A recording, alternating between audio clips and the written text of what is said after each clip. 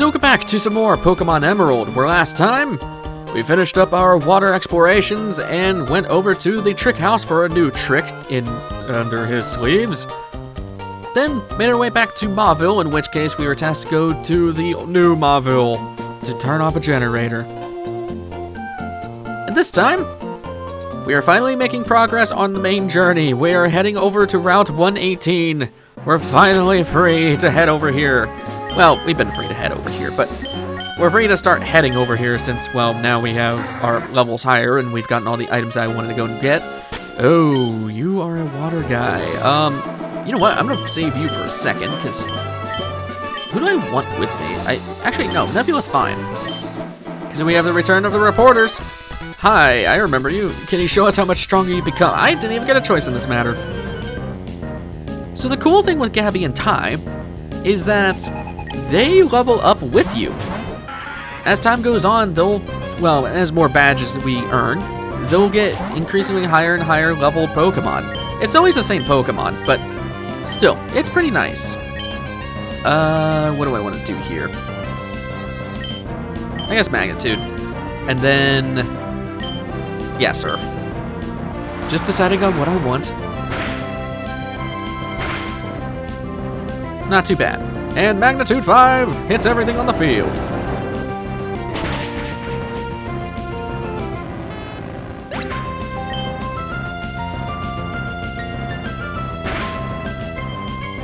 That doesn't kill you, come on. That sucks. Alright, what do I want to do here? Yeah, just Ember you, I guess. I don't know. Wing attack? Sure.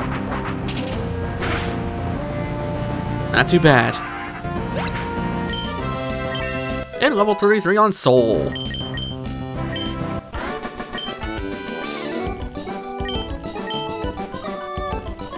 Which means new evolution time!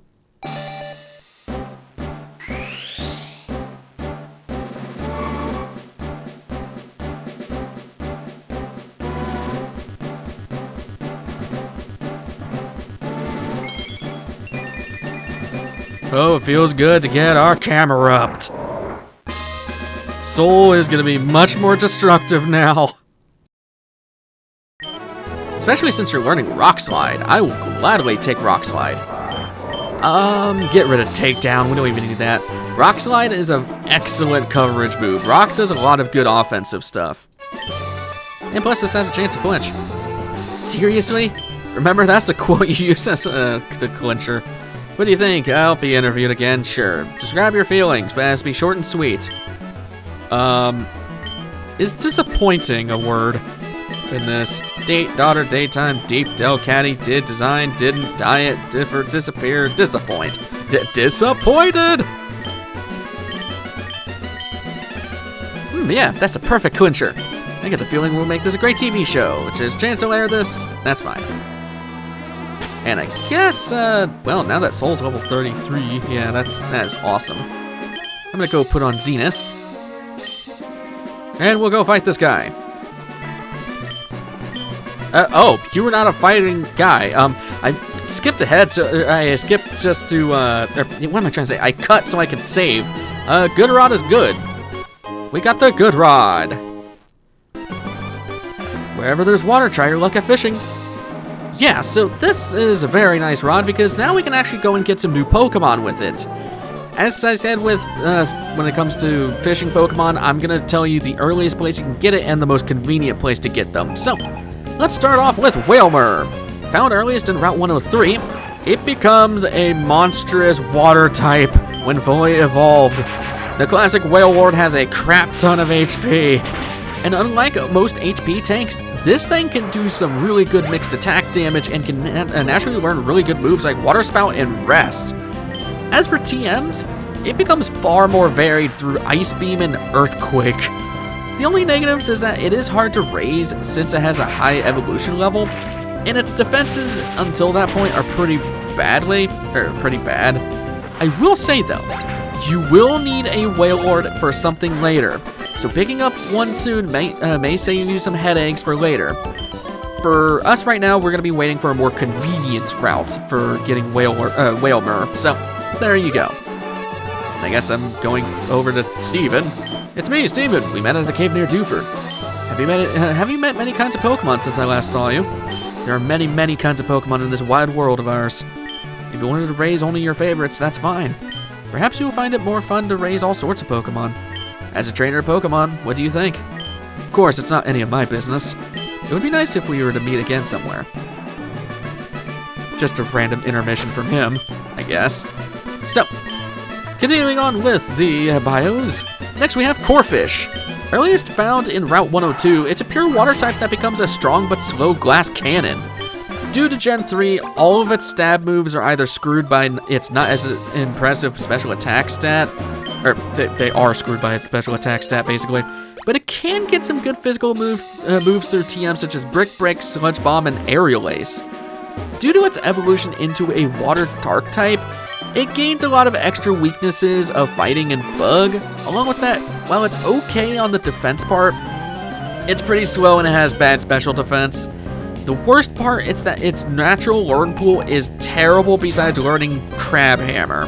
So it's going to be a TM hog. As such, it can be nice in certain situations, but that's about it. I like Corphish, but it's kind of hard to use. Another new one we can get is Barboach, earliest found at Route 111. It's a weak water ground type that turns into a decent HP tank. It has very balanced stats, and its typing makes it only quad weak to grass, no other weaknesses, so it can be pretty good on the defensive side. It can also deal some good damage with magnitude, but its best moves are going to be through TMs such as Surf, Ice Beam, and Earthquake. I kind of akin this to a worse Quagsire, and well, since you can't get Quagsire in this area, or in this generation, for that matter, at least in this game, I would say give it a try, especially since if you didn't pick up Mudkip. It's a very good water ground type, and if you need it for coverage, it's great for that. The last new fishing encounter you can get here, well actually it's right here, is Carvanha. A water dark type, it's a far better option than Corphish's line. It bolsters a huge attack stat, good special attack, and speed. It can use whatever while still dealing good damage. Its stab moves, while they use special attack, can still deal some good damage with them and can take advantage of really good TMs like Earthquake and Ice Beam. A noteworthy thing, though, is that it literally has no attacking water moves besides HMs. Well, it has Water Pulse, but that's the only attacking water type move that it will ever learn. As such, it can be hard to raise because of that and additional weaknesses due to its dark typing. However, it can defend itself against those additional weaknesses through Rough Skin, which is pretty good. As such, I think it's a better Corphish when it comes to that line, when it comes to dark and water types, so there's that. So with that done, this route is very small, like we're about to get to Route 119. So before we continue on, I want to talk about the new Pokemon you can get in this route. That, starting off with Linoone. Linoone is the evolved form of Zigzagoon, and it's a pretty good skip for an HM user since it can learn more HMs. While it is fast, it's just not a great normal type, especially with the existence of Slacking and Zangoose. As such, it can be a good replacement for your Zigzagoon if you want to have better items through pickup, but otherwise, it just doesn't do anything special. I hate talking bad about it, but it doesn't really do anything better than Zangoose or Slackoth's line. It just doesn't really do much. Next up, you can find Manectric, a pure electric type that is very solid at its job. Fast and takes advantage of good special attack with electric moves, it does everything an electric type needs to do. Unfortunately, it is extremely limited and frail, but the one good job it does, it's amazing at. Plus, you get to skip Electric's evolution. Just make sure to get one with static because Lightning Rod is completely pointless. And the last new Pokemon you can get here is Kecleon, a 1% normal type, which actually we can get a static encounter for later. This is just the earliest you can find this thing. It is weird. For one, it has a ridiculously high special defense stat with decent attack. Otherwise, it's just slow with okay other stats. And second, its gimmick is through its ability of color change, which changes its typing depending on what it's hit by. Situationally, this can be good since it can essentially change its stab moves whenever you wish. As such, it can weirdly learn a ton of coveted moves through TMs, Notably, Ice Beam, Thunderbolt, Shadow Ball, Brick Break, Flamethrower, Aerial Ace, Dig. It can learn a lot of good things. If anything, it could be a fun trick to use in double battle since you can dictate what type it turns into, but otherwise, it's just kind of a huge gimmick with a terrible level up pool. That's about it. With that done, we're heading... Actually, I don't want to head north. I want to head east. This is more of an optional place. As I was saying, I want to head east into Route 123. No new Pokemon, I don't think, but we can get some new things here. I guess I'll stay with Zenith and Nebula. So I guess the only unevolved Pokemon we have right now is Nova, which is kind of sad. But hey, you never know.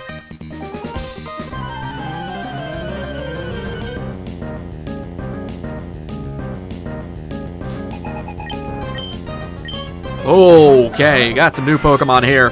Absol and Pinsir. Pinsir can hit like a truck, and Absol can as well if it's using a physical move. Effective immediately trying to get rid of both of these things. Absol actually kind of scares me. We'll be able to get Absol in the future. I actually really like Absol.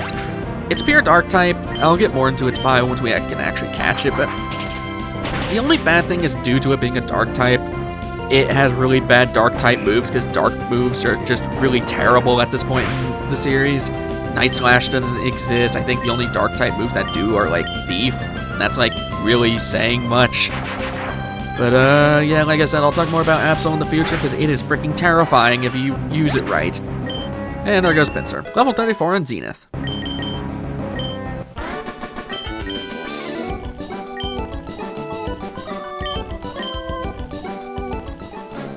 Alrighty, so let's switch on over to, I guess, Nova. We haven't really used Nova. The thing I've been liking is that most of the videos, all of our teammates have had a time to shine, which is really cool.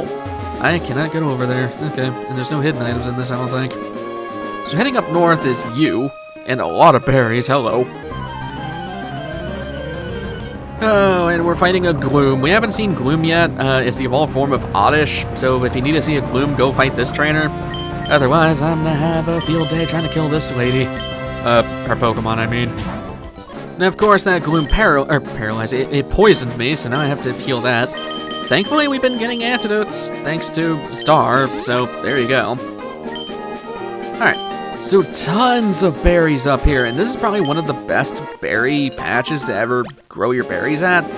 In total, there's, what, 6 per row, so 12 in total berries that we can just plant here whenever we wish. So, if you're taking advantage of berries, be my guest. As I said, I haven't really been doing any of the berry stuff. They can be very overpowered, especially with Lepa berries and stuff, but we haven't really needed a use in it. We'll probably never need a use for a lot of these berries. I'll just pick the ones we do get, but for the most part, I'm not relying on them. More Greppa berries. And you're probably wondering, why is this game so freaking heavy on berry stuff? It's because this is the generation that introduced them, at least the standard berries that we know nowadays, because generations before, they had just berry. Yeah, it was basically just what the orange berry was, and I guess there was technically other berries, but they didn't really do anything. Not like what we got here, with Qualot, and Nanab, and Kelpsie, and whatever other berries you want to go and talk about. Okay, finally we're getting these last 2 freaking berry spots. Jesus, that took forever. Struggling at the things to talk about, even though I talked about a bunch of bios. So right here you have the Berry Master's house, who we just picked clean. And then here, you may call me the Berry Master. I dream of filling the world with beautiful flowers, so I raise berries and hand them out to everyone. You're deserving of one. Normal berry. Why be stingy? Take another. And another normal berry. He will give you 2 random berries per day, and they can be duplicate like we just saw there. So, of all the ones he can give you each day, he can give you the Pomeg, Qualot, Greppa, Corn, Rabuda, Kelpsie, Hondu, Tomato, Bagast, and normal berries. Lots of berries. Now, more interestingly, the way my husband grows berries, oh, he's the best in the world. He makes me proud that he does. Incidentally, child, have you heard a good saying lately? So, there are some specific things you can tell Granny here. And one of the things you can tell her, and you can look this up, I would not know how you would figure this out otherwise. If we say, great battle. Ah, what a remarkable saying. Inspirational it is. I want you to have this. She'll give you a spell on berry. And that's a pretty rare berry. Our 4 grandchildren should become more accomplished than my husband. Joy never goes out of my life. What does that spell on do, actually? Now that I'm curious.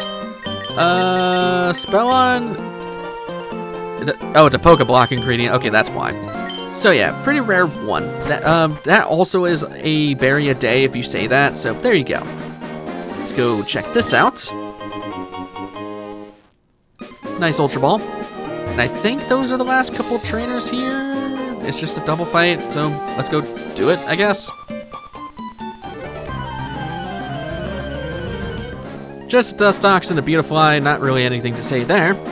That's pretty much it of this little eastern route. There's really nothing to say there, so back to the west over to route... okay. About to, like, start yelling like Shrek does to Donkey in Shrek 2. Anyways, welcome to Route 119. It's a no-go. Tall grass snares bike tires. There's no way you can cycle here. Yeah, this is the first introduction of tall grass, like actual tall grass, where we can't bike through it. That's pretty much the only limitation. So this route has some pretty interesting things. For one, it's always raining here. Get back here, guy. Jesus. The Mimic Circle was formed. But another thing is, there's a couple new Pokemon that we can go and collect. One of them I want to talk about for right now, and another one I will talk about in a minute. The first is Tropius. It's a slow but good HP stat grass flying type. It's a really weird one. It learns some naturally good grass moves like Magical Leaf and Solar Beam, but the only flying move it naturally learns is Gust. Otherwise for TMs, it can get Aerial Ace and for some reason Earthquake. Due to it being slow, it's just another grass type that needs to use Chlorophyll active to be usable. However, unlike Shiftry and Cacturn, Tropius isn't much of an offensive sweeper. Along with its several weaknesses and quad weakness to ice, it can be really hard to use as a result. It has no evolution, there's really just not much going for it, unfortunately. And level 34 on Nova. I'm hoping that's the evolution level, because I'd love to evolve soon. Nope, it's 36. Okay, figured as much. It's fine.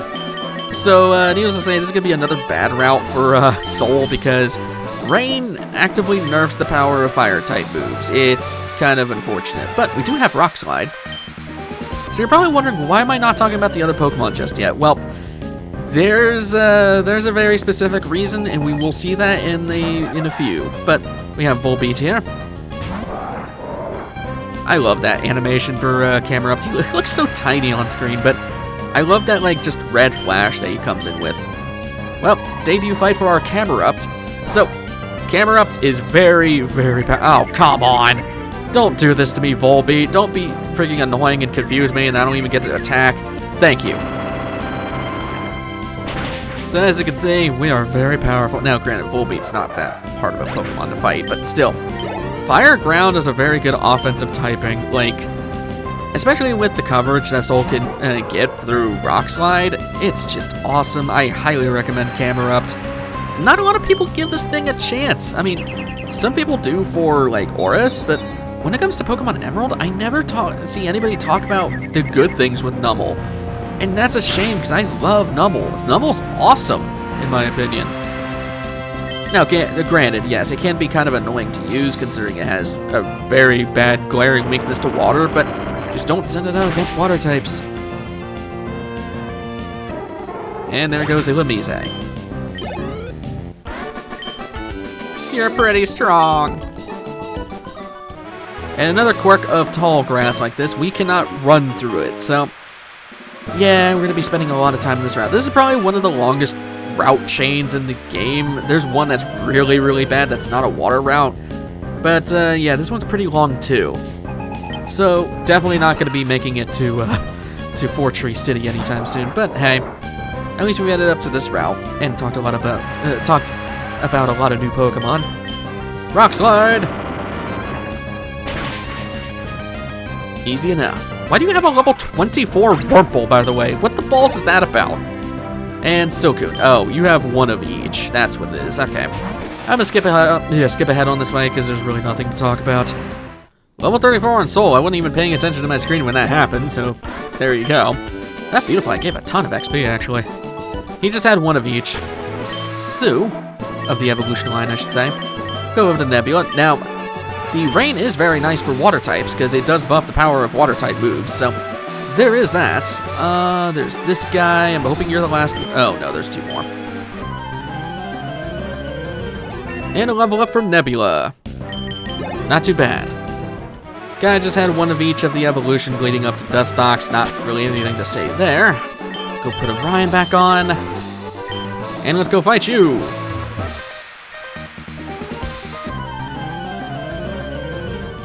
That guy just had a Nincada and a Ninjask. Nothing really to say there. There's one more guy. Okay. I am gonna... no, I might as well fight you now. It's gonna annoy me. Just a Surskit, nothing to say there. So, the reason why I haven't talked about the next Pokemon is because of the water here. This place has a lot of water, specifically more underneath a bridge. It goes underneath there. Okay. There's one more Pokemon in this route that we can catch, and that one is Feebas. This one's a bit loaded, for it can only be found by fishing in one of 6 water tiles that it can spawn on. And yes, I'm talking about the entirety of the water tiles here. This isn't Oris where you can just fish underneath a bridge. No, it's one of these 6 water tiles entirely. Along with that, the locations of these tiles change each day, and it's only a 50% chance of it even appearing, making it possible to completely skip over the tiles that it can appear on for that day. As such, it is a grind to get, but if you do get it, it can turn into one of the best water types in the game. It becomes a really good special attacking water type that can do some really good coverage through Ice Beam. It also gains the ability of Marvel Scale, which is a defensive version of Guts. However, I will say that evolving it is a pain, and it can be screwed up very easily because it depends on building the beauty stat, which we really haven't seen, and we can't even do anything about that just yet until we hit a future town. Besides that, it is a challenge with an amazing payoff if you can get it. Just good luck at getting it.